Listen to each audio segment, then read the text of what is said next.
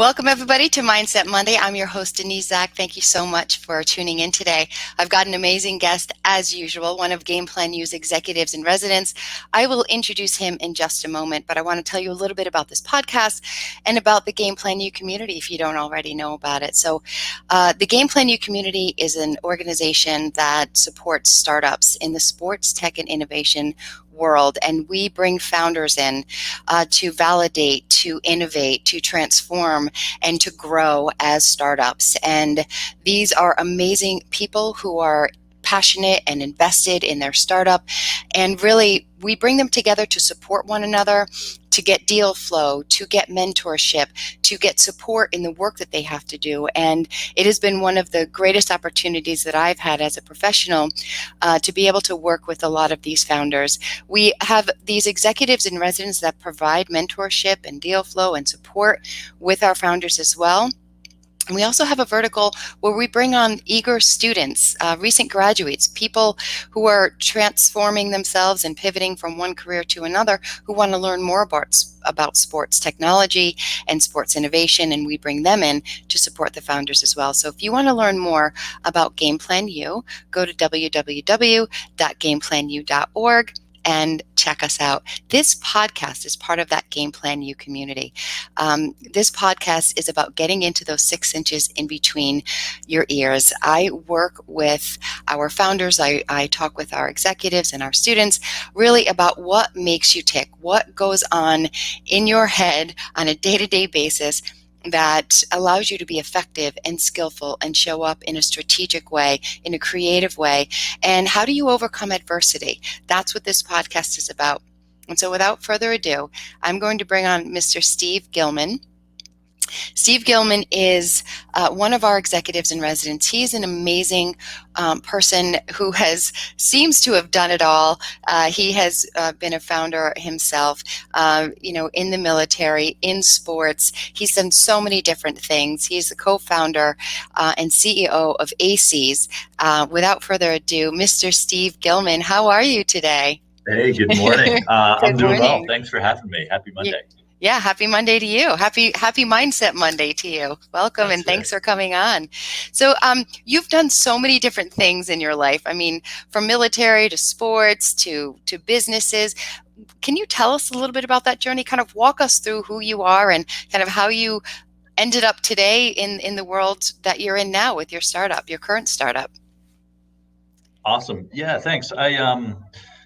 My background is at the least non-traditional. So I have a few different paths that I try to weave together with passion and discipline that hopefully you'd see in all of them. I went to college, bright-eyed and bushy-tail. I played baseball and I did a little engineering. So I wanted to create options for myself later in life. And that's been kind of the continuous path that I've been on. I was fortunate enough out of undergrad to get drafted by the Tigers and play professional baseball for a few years. I then went into the rest of life after retiring from the game and spent a bit of time in the Department of Defense, traveled overseas, met some really great people and went to some interesting places, had some good experiences. At the end of the day, I ended up looking where else I could gather some experience and broaden my horizons. I went back to get an MBA. That landed me back in New York. As soon as I got back into New York, I realized that the big path of the corporations that I had previously worked for as a part-time contractor or in the off-season of my baseball career wasn't going to be my path forward for the rest of life. So I started my first business in 2015, Block Party. It wove together my passion for sports, for business models, as well as challenges. And I teamed up with a great co-founder there and built a team, ran that down in Dallas, Texas for about 5 to 6 years. I recently moved back up to the New York area to co-found a company with my CTO and good friend. And we're off to the races. So I'm an operator at heart. I wasn't always this way, but I like carving out a path that's different than what I saw in a lot of organizations I've been part of. And I also, you mentioned the military. I got back into military reserves, so I'm a lieutenant in the Navy. And I spent some time working with sailors, shipmates, and a lot of interesting things. There's no way to not be involved in what's going on around the world in the position, and that was the goal. Yeah. So I'm excited for the future and what it holds. Yeah, I mean, what an amazing path that you've been on, and just the last few days, for whatever reason, that word path and people's journeys have been coming up for me. So apropos that this is kind of what you're describing today is just this very varied path, right? Of a lot of different things, but a lot of commonality as well in terms of how you operate as a person. That passion, dedication, motivation, hard work, you have to have that in all of the areas you're talking about. You have to have it in business, you have to have it in military, you have to have it in sports. You can't be successful in life without those things. So um, I want to get to ACIES as well, because I want to learn about that platform as well, because I know that it's a really, really cool space that you're building there. But can you tell us a little bit about what you think drives you the most? Like, if you had to pick a characteristic about who you are, what is the thing that you think stands out most for you in terms of just who you are? Yeah. So, I think that I've always been described as driven, good, bad, or otherwise, right? Like I'm always focused on something that will get me somewhere. And I often kind of look at, and this is not evident in the time when you're trying a new career or new job or new company. Um, but I often kind of weave it together with this notion of a tradition. You want to either break down a tradition, be part of a tradition, or build a tradition. So if you think about um, where you went to school, your alma mater, you were attracted to the traditions there within academic, the passion, the diversity, the culture, and things like that. And you want to either be part of the culture or build upon it. There's also things that you may not enjoy in society or in business, right? Like, hey, I see this process and there's a better way to do it. And so you're breaking down the walls there. What I do is I try to get with people that are passionate about the same goals, big, small, or huge organizations, right? And try to understand what we're trying to do because it's the legacy you leave behind you at a company, in a job, the way the world works. And so, in the past, I've been part of traditions like the military. Right now, I'm building my own tradition, and I think that's where you get the most satisfaction out of what you're doing, taking your skills and applying them to something that's going to make a difference. Yeah, and I think that's a really important point that you make. I mean, it's being driven and doing everything that you want to do and create in your life, but holding on to traditions as well in that process, learning from what you've observed, what you've been a part of, and growing from there. Not always just maintaining a tradition, but like you said, building where you need to, pivoting where you need to, and changing. Um, when did you decide that you wanted to start this last project? What came up for you? What was it that kind of spawned the idea that, I need to do something different. I need to pivot and change. So here you were in the business world doing some stuff, and then all of a sudden, not all of a sudden, maybe it was progression. You tell me, but Yeah. how did you get into ACIES and what you're building now? Yeah, it's a great question. So almost in every career um, that I've had, I looked at who ran the organization or how great could you be, right? So in baseball, like, hey, you're that all-star. Hmm. And are you willing to spend the years it takes to have a chance to be that individual? If you're at a larger company, right? Like, hey, I want to be the CEO or the chief technical officer, right? And am I willing to spend the next 40 years of my life to be in that role? You can easily visualize it. The reason I got into startups is because you carve your own path. You can't see what you can become. You just know that there's greatness to be held, right? So there's a lot of ambiguity, but there's also, um, a lot of imagination that can take place. With Block Party, we started it right out of school. And in fact, I had one of those stories. I'm relatively risk adverse as an individual. Um, At Okay. least I was back in the day. But I actually accepted a job at IBM thinking that was going to be my path Yeah. and worked my way out of it, raised the capital needed. After about 4 or 5 years, you start to understand in that industry, in that business, what excelling looks like and what leadership looks like. And I think for me, I took all the career paths I put together, my background, interests, the type of people I wanted to spend time with, and said, you know what, it'd be great to get into a tech venture. I want to be in New York City, and I want to get into an industry that's learning and developing other professionals. And that's how ACIES kind of culminated. And so for the next 10, 20 years of my life, I want to carve a path where greatness means putting those three things together. Love it. And all under the guise of kind of helping others, under the umbrella of kind of giving back and helping others develop and grow, which I really love. And I really think it's cool too that we learn a lot about what we don't like and what we don't want by being at different jobs and in different situations and experiences throughout our life. Those are just as important and sometimes more important than the good things that happen to us. And we can observe what we like and what we don't like in our bosses and our coworkers and our work environments and our lives, and then say, okay, I see that, and now I want to create something, taking all the good that I've observed, all the stuff that I know isn't going to work for me, and create something, meaningful that I'm passionate about. And it sounds like that's exactly what you've done, if I'm understanding you correctly. Yeah, no, you put it together very eloquently. I mentioned being a little risk adverse, so I was very comfortable being part of larger organizations and having that kind of structure in place, but comfortable in the way that um, uh, I enjoyed being around the people and learning. And there's always stuff to learn in any kind of organization, but breaking out of that mold, I actually believe that I needed to go back to business school. And what business school for me was 2 years of exploring things I didn't want to be. Mm. So I immediately knew I wasn't going to go into finance down on Wall Street, just culturally and interest and everything else. I knew I wasn't going to be a consultant, not by choice. I was actually turned down at my top job, right? Mm. So that wasn't an option for me anymore. And that's what created to like, hey, let me go spend some time while I have a .edu after my name with some startup companies and see what this is about. And so by process of eliminating what I didn't want to be, I fell into something that I was very passionate about, and it opened up a world for me.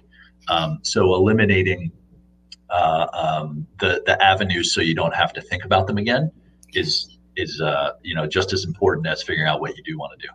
Absolutely. I couldn't agree more. And I want to dive in a little bit more to the risk averse piece, because where you're at right now, uh, there's risk. I mean, you took some risks. You definitely dove in. So a lot of times people who are risk averse stay exactly where they are and they don't dive in. They become paralyzed, or they're just too fearful, or they try a little bit but they give up really easily when they get in their first no, or something doesn't work out the way they want. So can you talk a little bit about how you've overcome the risk aversion to be able to do exactly what you're doing now? Because I'm telling you, from my standpoint and all the founders I've worked with, it's a lot of responsibility to take an entire company on your shoulders, and there is risk there. So let's hear about how Steve has overcome those fears or those concerns, and what led you to where you are. Yeah, so I think I'm still risk adverse, right? There's no kind of changing that. I'm motivated by setting high goals and then making sure I don't fail to get there. So I have a healthy dose of fear. I think when I started Block Party, I had enough passion for it that I tossed all the risk aside. And so part of it was I know this idea is going to work, right? And I believe in Yeah. the people that I'm working with it. That helps throw aside. The other thing is planning for what you think is risky. So, I mean, the downside, right? I let down my family or people that count on me. I drain my bank account to where I can't recover, right? And all these different things that culminate with risk. Through my first experience, I understood what was risky about what I did. I mean, I came out of grad school with no money, to start a company. That in itself is risky, but also going back to a corporation like IBM, which is a great corporation, right? But if I'm there for another 5 or 6 years, there's a good chance I'm not going to take the risk that I am now. So Mm. the chance to not, grow and continue on a path that I knew I wanted was to me more riskier than draining a bank account. Okay. Now, it is, and I know you asked a lot of guests about this, it's important to plan, right? So if family and having some savings is important, then do what you need to do to get that plan in place. I'm always a big advocate of taking the leap and trusting yourself, Mm. but it's not without understanding, putting a plan in place and making sure you hit goals and everything in between. And once you eliminate the risks, then it's all about just passion and going after what you want. I love it.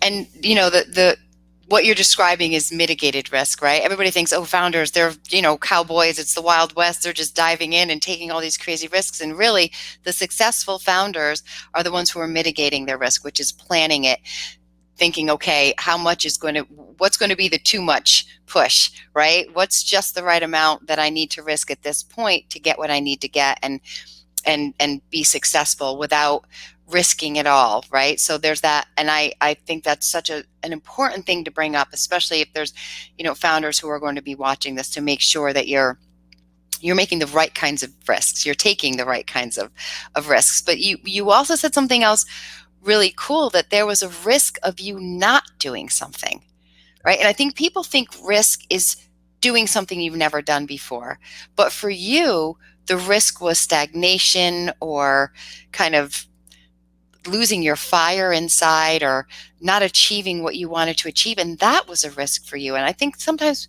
people don't see that. So I think that's an interesting piece to what you're talking about as far as risk is concerned. Yeah, there's two things that kind of come to mind throughout my career, that as I look back are interesting, and I understand how it's very practical, but didn't make sense to me. So the first one, I left a great government Department of Defense job. I got to travel around. I got to work with the best people. Everything was stable. It's a great family, everything in between. And it was intellectually stimulating. So I had a good time. I left to go to full-time business school, right? So I'm cutting off a salary. I'm paying to go to business school. I'm going in one of the most expensive cities in the world, New York, right? Right. But on my way out the door, and I'm 28 years old at this point, right? I feel like I'm old enough to be taken seriously, but young enough to take any kind of real risks, right? There's no one really counting on me. I walked out the door and someone came up to me that worked for the government. It's just like, man, just so you know, Steve, I don't approve of what you're doing. The job market's hard out there. I don't understand what you would be doing beyond working here and growing. You've done such a good job. And he said, don't you understand the risks? And my mind didn't go to like, I'm not going to find something, or it's not going to be a great experience in the future. My mind went to like, holy crap, you're right. I think I have a shirt and a tie at the dry cleaners downstairs in my office.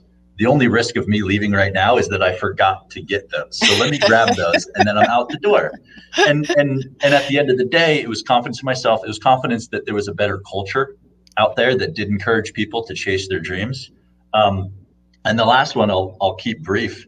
I mentioned I interned with IBM in between my first and second year of business school. I had a great experience.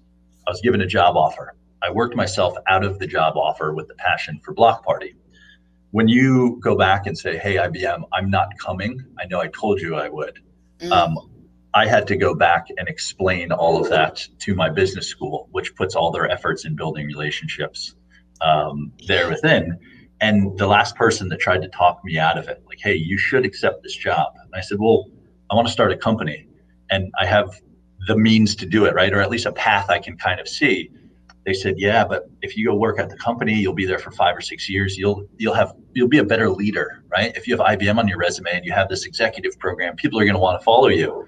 It's not the way I thought about it. I thought about losing 5 years of my life to something that I knew I wasn't passionate about. And if I needed to gain more leadership experience in 5 years, going through a corporation wasn't the way to do it for me, right? It was to start something and try something.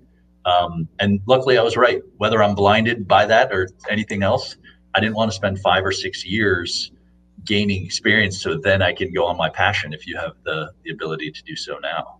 I love it. Yeah. I mean, it's such a powerful message. And I think just that, just really highlighting that you are a true entrepreneur at heart. I mean, that is just what your spirit is. You're just, and you have the confidence to be able to do it, right? A lot of people wish and fantasize and, hope for a chance to do something like that, but they want to stay in that safety and that security, and they get wrapped up in that mindset of you're getting a gift right now. There's a bird in your hand right now. Keep it.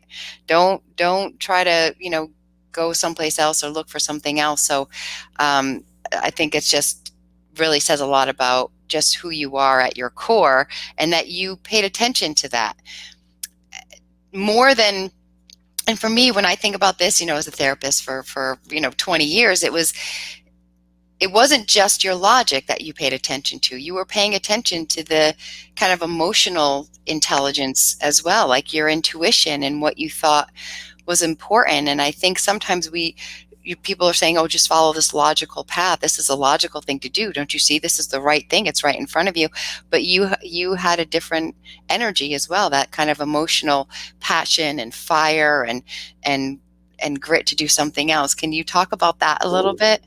Yeah. And I was just thinking, if you're asking for advice from logical people, you'll get logical advice. So no one's wrong in their advice. As long as they care enough, everybody's bringing their spirit. So had I had been at a job that was stable, 9 to 5, chance to grow, and I asked people around that had been there for years what they thought I should do, I already know the answers they're going to give, right? When you surround yourself with a community of people that are trying to go for something different, you're going to find they're giving different advice. So the idea of grit, which is a word I use all the time, especially when talking to startups, and the fire you have for something, it doesn't inherently come out of an individual that thinks they can just take over and change the world. It comes from a community. And what I mean by that is I spent 2 or 3 days negotiating with IBM as to whether they can defer me coming on in case my startup didn't work. And ultimately they said, no, we're not deferring. You either come here or you don't. I went directly to my co-founder of Block Party. I went directly to the community I was surrounded myself with in the startup community. I was like, man, I'm a little bummed out. What if they're right? Like, there's no safety net. And those people that I trusted that loved what they were doing looked at me and said, you got this, right? There's no worries. We know you enough.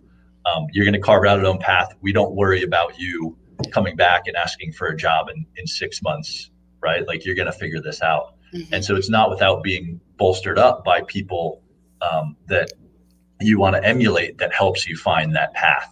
And along the way comes the grit and the fire and the passion, but always that support and advice. You just want to be mindful of who you're getting that advice from, because it comes from a different perspective. Absolutely. Yeah. And you value all of it, and then you make your decision based on what sits the best with you and what feels like the right connection, right? And so, yeah, relationships are so important. It's so important to know who we are around, are people that we trust, that are going to build us up, that are going to not blow smoke and not, cut us down and impede us. So you don't want someone who's going to make you feel like you're better than you are. You don't want someone who's going to make you feel like you're worse than you are, but people who are realistic about, what you have and where you can go and how you can grow. So it sounds like you've done a lot of that over the years, like paying attention to all the messages and really aligning yourself with the people that are more kind of in tune with where you're at in your life and what you wanted to achieve. That's it, right? Different perspectives, people that care about you and where you're going, people that believe in you, and you meet more every day, right? Yeah. And you find yourself giving advice to people every day from your perspective. And so it's just important to keep that in mind. People always need others to challenge them. They need them to be supportive in any kind of way. And this is not just for career, right? This is family, this is friends, and everything in between. Yeah.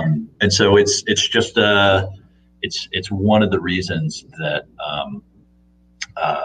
Game Plan U and communities are building together remotely, in person, whatever. It's hard to figure out who you are on your own, which is, it sounds nuts, right? Like you just, for me, I can't just go sit on a beach in France and learn more about myself, right? I need to bounce myself off a lot of different people to get perspectives, people that I respect. Yeah. No, I like that. I really think that's so important. And, you mentioned Game Plan U, and you've been a member of the community for a while now. What excites you about the community because of you've got this startup world around you now in Game Plan U, but you are a startup and you've had exits before. So what excites you about being a part of the Game Plan U community? Yeah, absolutely. I think I'll take that first part. I'm an operator at heart, right? Yeah. So the interesting thing about the startup world is I'm a few months into a new project. Most of the groups that I talk to, mentor, especially in Game Plan U, have more traction, more product, larger teams, raise more money than I do, right? So we share different perspectives, which is really refreshing in that way. I think what Game Plan U is doing right is building the norms around what a community should be. So yes, there's capital and there's ideas and there's people that want to work, right, and that have the passion for it. But the norm around respecting each other's time, the norm around paying it forward, backwards, left and right, the norms about supporting each other. It's a platform to make sure that everybody can achieve their wildest dreams. And there's things that are in your control and there's things that aren't. But at least there's a professional norm around how to go about being part of a community. And if you're not part of a community, it's hard to understand. But that's what makes it so easy and refreshing to be a part of. Yeah, and we're really just grateful that you're a part of it too, because you help create that norm and those supports that we are really, really invested in with our founders. But I want to dive into ACIES. I want you to tell us about ACIES and everything you're doing with it, because I absolutely love this platform. I think it's amazing. So tell us a little bit about it. Sure. Yeah, so ACIES is a learning and development platform where we help manage professional development budgets for companies as they deploy them to employees. So my co-founder and I dug into this world of how people get lifetime learning, right? Like, how do you stay intellectually stimulated? How do you learn new skills? How do you expand your horizons after a formal degree? Yeah. It's largely up to employers. And what we've noticed is employers' best shot of making sure that each individual feels invested in comes in the form of a stipend or a personal budget, or, hey, we just care about you, use this money throughout the year for what you want. Our platform aligns what the employee wants and what the company wants, all in a single streamlined workflow. That just means that employees learn and develop in the ways they want to, be it an online course, going to conferences, getting coaching and mentoring services, and the companies get what they want out of a stronger team and workforce. And the benefit for us, going in and doing that is it's important to understand the data between what works in the resources and what doesn't for corporations. And largely there's been disconnect between education and what corporations are actually trying to do to attract, retain, and upskill individuals. Yeah. So we're excited to take that on. And we're excited to build platforms where managers can better mentor their employees in less time, more efficiently. And if we win and start solving and hacking away at this global problem, we will be teaching companies what their employees are learning to upskill to keep up with the needs, instead of companies retroactively trying to train their employees. Yeah. And that's really the key. It's now in these generations entering the workforce that the employees and companies actually want the same thing. It's growth and productivity. Mm-hmm. And so we just align those. It's great. I really like that, the strategy of bringing both of those goals together, right? That companies want their employees to stay engaged and keep learning, and employees really want to better themselves and show up the best that they can to work. And it allows a little bit of freedom and flexibility within that, where they're both kind of meeting their needs and their goals, but walking kind of down a path together. Are there certificate programs? Can companies tailor what areas they want their employees to focus in on? How do some of the specifics work? Yeah, so I think the first key about our technology is we have a user curated marketplace, which means we don't produce the resources. We rather point you towards the ones that are recommended using our artificial intelligence technology. Yeah. But user curated means that any employee, manager, head of HR, admin, head of company can bring the resources they need onto the platform. And that's the key for expanding outside of what's normally corporate learning. An Yeah. example would be if a sales force is able to, within their policy, attend different conferences or webinars, they can bring those onto the platform and we can start to understand what employees want. The second part is what managers will approve. So there's all types of different policies we're helping to codify right now between, hey, you can use these dollars on an online course, but you have to show us a certificate. Makes sense. You can use these on a purchase on Amazon to buy a book. And as soon as you get that book and start reading it, we'll reimburse you. We leave it up to the manager. The manager of an employee is the person that you want to get involved from the beginning to make sure it ties to corporate strategy. And you want to get involved for the employee's sake to make sure that they know what they're doing and it aligns with where they're going to go in life. And so largely we're a platform with a workflow that allows managers to sign off. This is a great resource. This is going to help the company. And once they do so, they're able to share it, which we largely don't see in software or in corporations now. If something works for this role in this competitive landscape at this time, why not share it amongst your company with the click of a button, right? And so we're just bringing technology and codifying that to make sure that there's a way that employees and companies understand about personal investments. That's great. And it's I love the virtual aspect of this as well, because a lot of times especially in the corporate world, people were sent for 3, 4, 6, 8 weeks away to these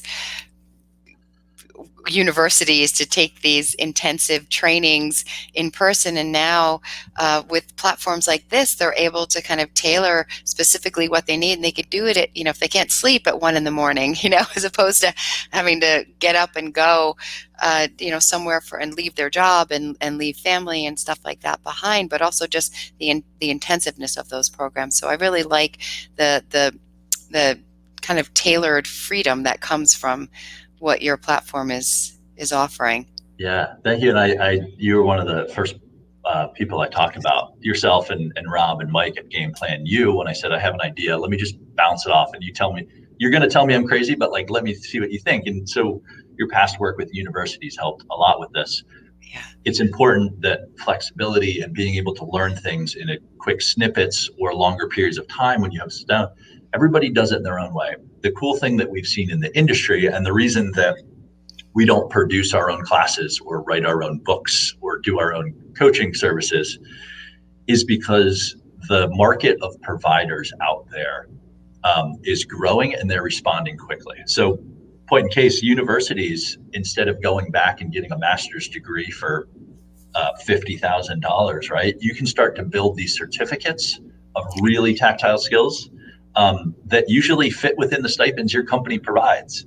And so we've seen these resources, which are largely unattainable unless you take time off of work, right? Now attainable. They're flexible. They're easy for the cost of the company to be provided. And they show your skills right at the end of the day. And so you complete things how you want to complete things. And we see the market continuing like that. Sources will be more readily available. Crowd-generated content, platforms like Teachable and Thinkific, where people can upload their own classes. Hey, I have a really good skill in XYZ software. I could teach designers how to do it, and I charge a little bit of money for it. No one says that's not good for corporate learning. There's just no way to plug that in right now without our technology. Yeah.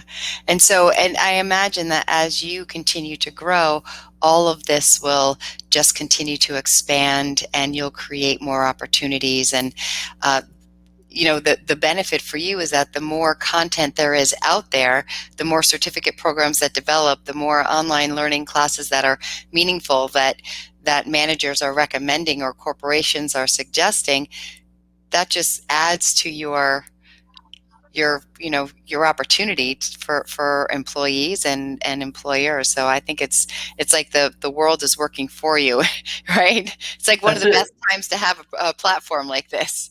It's the we're not getting in the way of the world. We're just facilitating it through a platform. Yeah, I think yeah, the discovery we did around the disconnect between companies and their employees when it comes to investments was relatively easy to understand. It was going to a university that's looking to plug into a corporation and finding out the way they did that was to pay consultants to tell them where the world's going so then they can produce classes, then they can find a marketplace and list it online. It's like, whoa, wait a minute. Employees already know where they want to go to get resources at all levels. The yeah. CEO of a company is an employee. And so these individuals know where they want to go. They just need lower barriers to actually get it. So, hey, academic university, you're looking for what the right content at the right time is. Our platform has that data. There's no study around any inherent study that you do is going to be wavelengths behind where corporations need to go at this moment. And so we're just a conduit for the world's best resources to get into corporate learning and development. I love it. Yeah, it's great. I mean, I think I wish you the best with it. I think it sounds like an awesome platform, and it's got so many different opportunities, and it sounds very expansive. So I know that I'm excited for you all, and I'm so excited that you're a part of our community because you can just give that information, give that wealth, and help our founders grow as well with the platform, which I think is awesome. Um, Absolutely. yeah, so you've got a one pager.vc that ACIES is listed on, and it's updated all the time with the latest and greatest things that are happening with ACIES, right? And all of the advertising and things like that you're doing, and crowdfunding and all of that, right? So Yeah, this absolutely. is a great place to check more of that out, again, at the aciesedge.com. If they want to get in touch with you, they can go to Steve Gilman 26 at LinkedIn. Um, any last words you have for someone who might be watching that's thinking about starting a business? Yeah, I think I'd touch back on that risk portion, right? I think a lot of times if you haven't been in startup land, as I've been referring it to, right, where things are a little bit different, a little more intense, a little more unique, um, you tend to envy folks who have taken great risks, the Elon Musks of the world, right? That is fearless and understands all those things.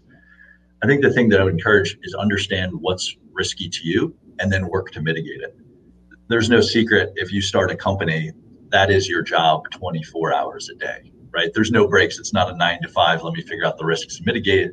You're always problem solving. So do it for your personal life first. See if something really matters that much that's holding you back from actually jumping in full time. I'll tell you, there's 101 different answers, right? And so you may have a different path than I experienced or that other entrepreneurs have experienced. But what makes you comfortable to drive and go after your passion? We only have so much time on earth. So the sooner you do that, the better off you'll be in a spot that you want to be. Yeah. This isn't a dress rehearsal, right? So get out there.